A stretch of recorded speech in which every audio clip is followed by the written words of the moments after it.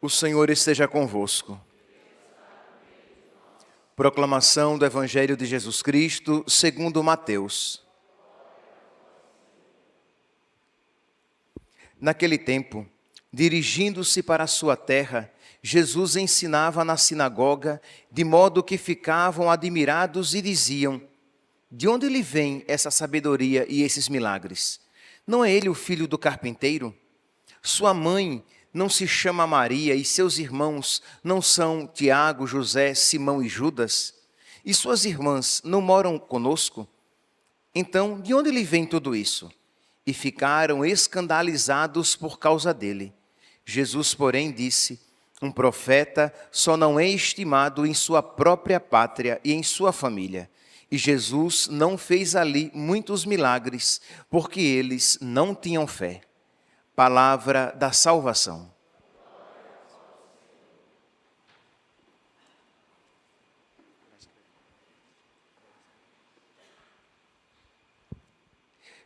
Caríssimos irmãos e irmãs, a primeira leitura de hoje, continuando a leitura do profeta Jeremias, nós estamos aqui agora no capítulo 26, e Jeremias, ele apresenta, da parte de Deus, uma profecia condicionada, isto é, ele profetiza que algo vai acontecer dependendo das circunstâncias das pessoas.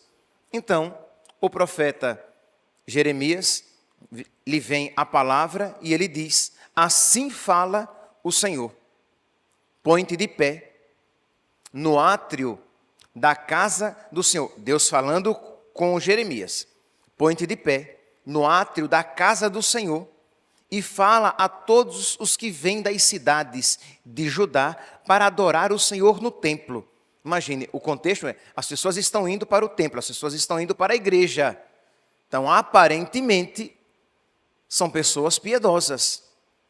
Mas Deus vê o coração e via que aquele povo oferecia os sacrifícios rituais, mas não sacrificavam a própria vida.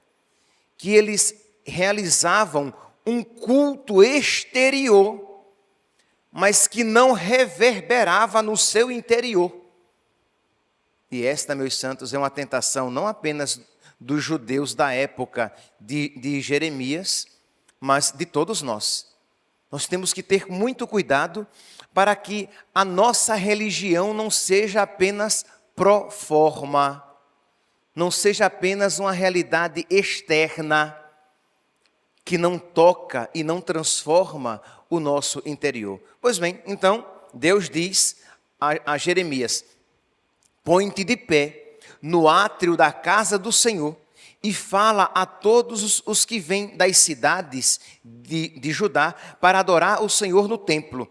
Todas as palavras que eu te mandar dizer. Não retires uma só palavra. Deus sabia que a palavra que ele ia mandar Jeremias dizer era uma palavra dura, era uma palavra difícil, e que Jeremias já estava sofrendo pelas palavras de outrora, agora que a situação iria piorar mesmo. Mas Deus diz: não retires uma palavra sequer. Talvez, versículo 3, talvez eles as ouçam e voltem do mau caminho e eu me arrependa da decisão de castigá-los. Se eles mudarem de atitude, o castigo que eu anunciei não vai acontecer. Então, dirás assim. Então, estava lá Jeremias, o povo chegando para o templo, e Jeremias vai dizer: isto diz o Senhor, versículo 4.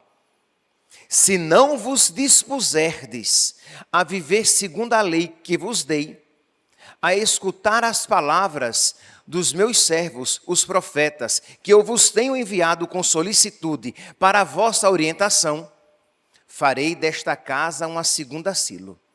Isto é, Jeremias está ali e começa com a partícula condicional.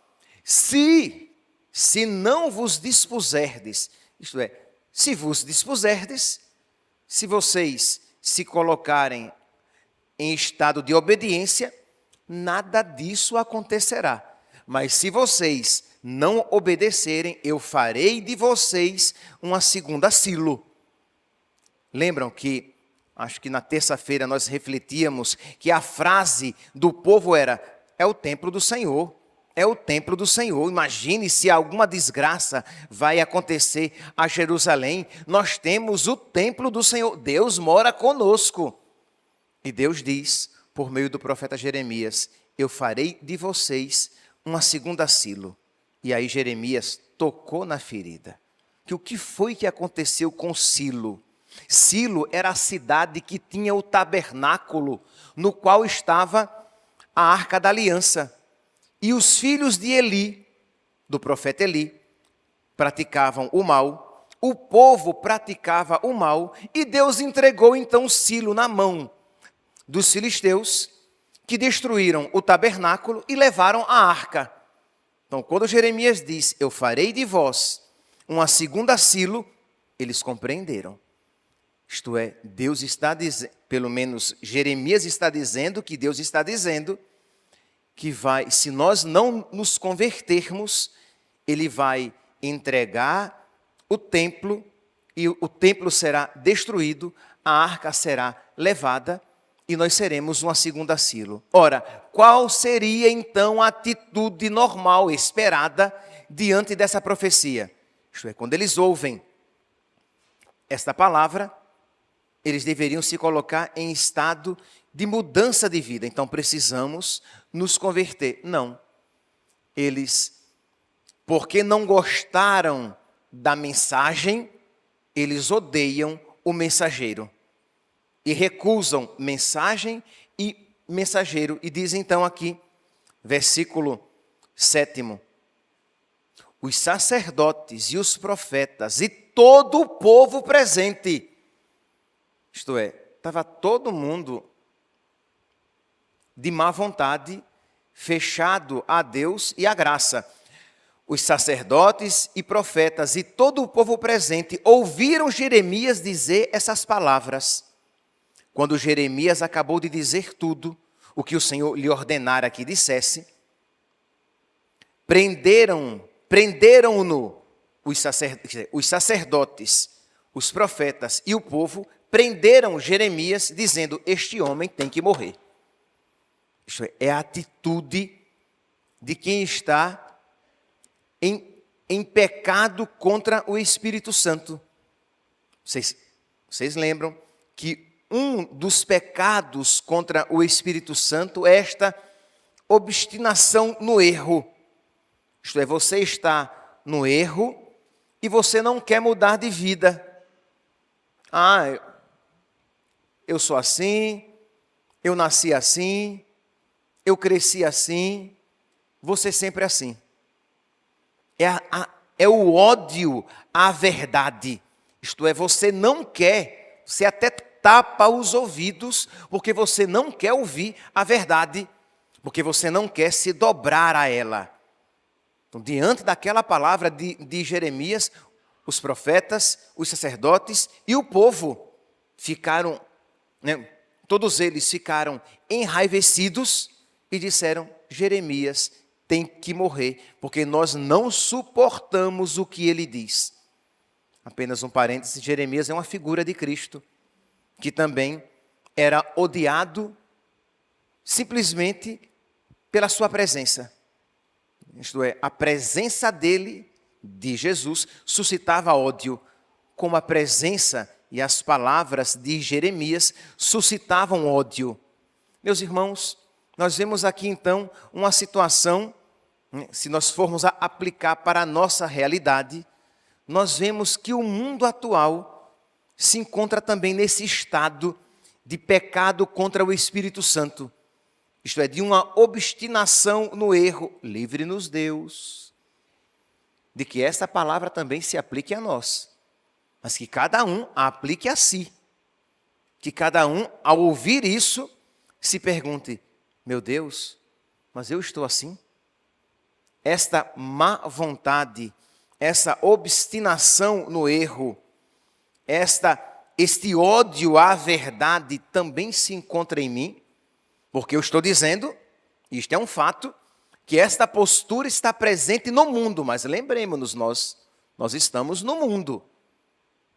Não devemos ser do mundo, nem como o mundo, mas nós estamos no mundo. E devemos ficar atentos se essa postura não se encontra presente também em nós. Pois bem, mas qual é a atitude do mundo? Essa atitude de pecado contra o Espírito Santo. É um mundo que não quer se converter, que se orgulha do seu pecado, que faz passeata para o seu pecado, porque tem orgulho daquilo que faz e que ofende a Deus. Isso é uma postura espiritual que denota, que demonstra a presença do pecado contra o Espírito Santo. Essa obstinação no erro. E pior ainda, né? Não é apenas uma obstinação no erro, mas é uma obstinação gloriosa, em que você se vangloria por nele se obstinar, por naquele pecado permanecer. Que existem aqueles que se obstinam no pecado, e isso é mau, é terrível, é uma desgraça, mas que não se vangloriam disso. Mas o mundo atual, ele não apenas está obstinado, enraizado, incrustado, fincado, enterrado no pecado, como se vangloria disso, como se isso fosse bonito. Mais do que nunca a palavra de São João, na primeira carta, no capítulo 5, versículo 19, é verdadeira, né? O mundo jaz no maligno. Né? Jaz, do verbo jazer, né? Estar deitado, estar por terra, estar morto, sepultado. Né? Daí vem o jazigo, né? Aquelas construções nos cemitérios.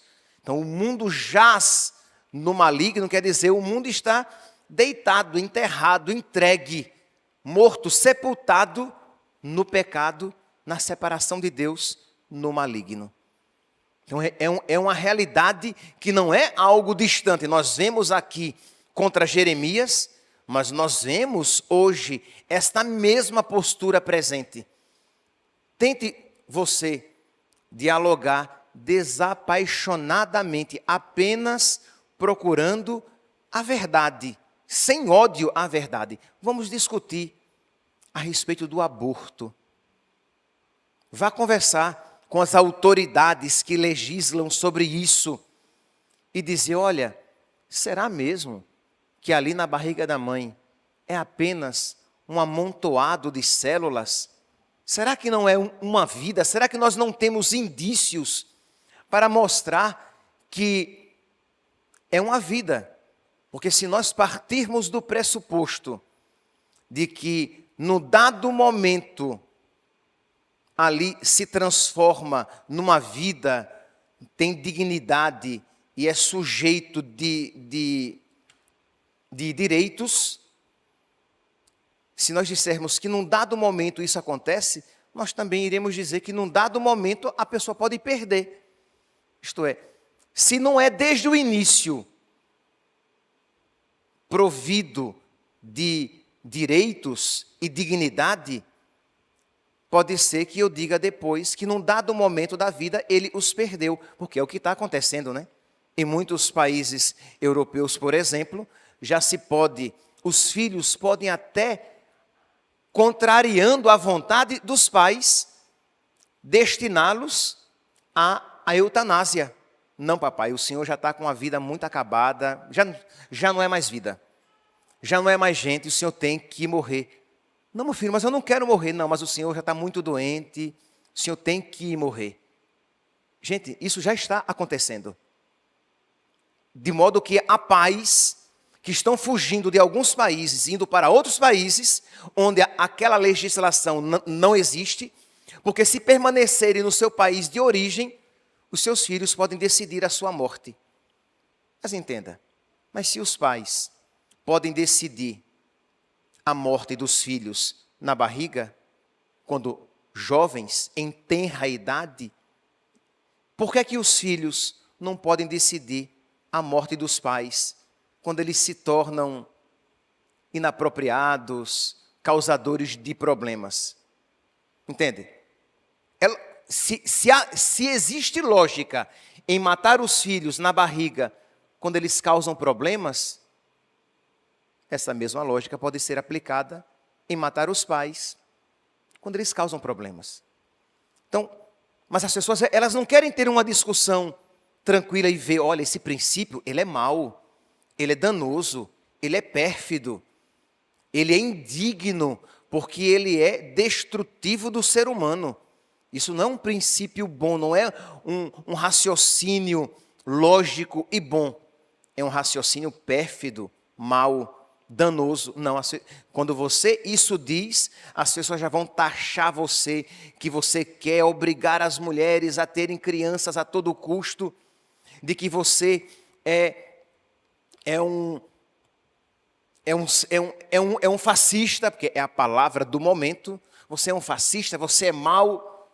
Você diz, não, mas eu quero só dialogar com você e perguntar, será que é correto mesmo dar uma injeção de cloreto de potássio numa criança para matá-la na barriga da mãe, quando este procedimento nem com os animais é permitido? Será mesmo? Será que isso é lícito? E será que aquela criança que pode sobreviver fora da barriga da mãe, será que não seria mais adequado, então, retirar a criança, deixando-a sobreviver e dá-la para a adoção? Não, ela tem que ser morta. Então percebe assim, é um ódio à verdade. Você vai com um discurso lógico e você quer dialogar com a pessoa e ela vai dizer logo que você é mau, que você é fascista, que você tem que morrer. Isto é, esse seu discurso, ele é insuportável. E por que aquele discurso é insuportável? Porque ele é verdadeiro.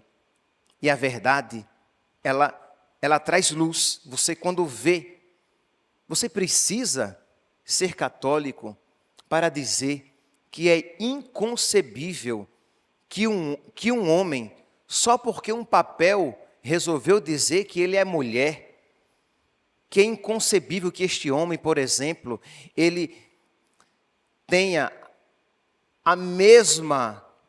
os mesmos direitos e seja tratado exatamente igual às mulheres, por exemplo, no esporte. Aí vai um homem, mas porque um papel disse que ele era mulher, vai competir com as mulheres no esporte e vencê-las, porque fisicamente os homens, na sua grande maioria, pode haver aqui e ali alguma exceção, mas na sua maioria, os homens são mais fortes fisicamente. Isso tem lógica. De você aceitar que um homem barbado frequente o banheiro da sua filhinha, mas o papel diz que ele é mulher. Mas, sem paixão, vamos raciocinar aqui. Será que isso é adequado? Não, você é um homofóbico, é um transfóbico, você é um fascista, você tem que morrer.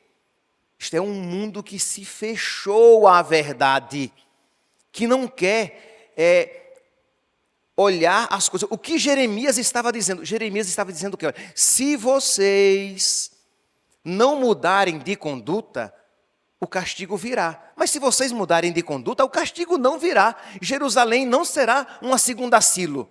Mas eles esqueceram a parte condicionada e pegaram apenas o quê? Ele vem aqui ao templo para dizer que o nosso templo será destruído. Ele tem que morrer. Essa palavra é insuportável. Percebe esse fechamento à verdade, que em última instância é um fechamento a Deus, porque Deus é a verdade. Mas, meus santos, olhar isso nos sacerdotes, nos profetas e no povo na época de Jeremias, olhar isso no mundo atual, não vai trazer grande benefício espiritual se você não aplicar a si. Quantas vezes você também fica recalcitrando contra o aguilhão?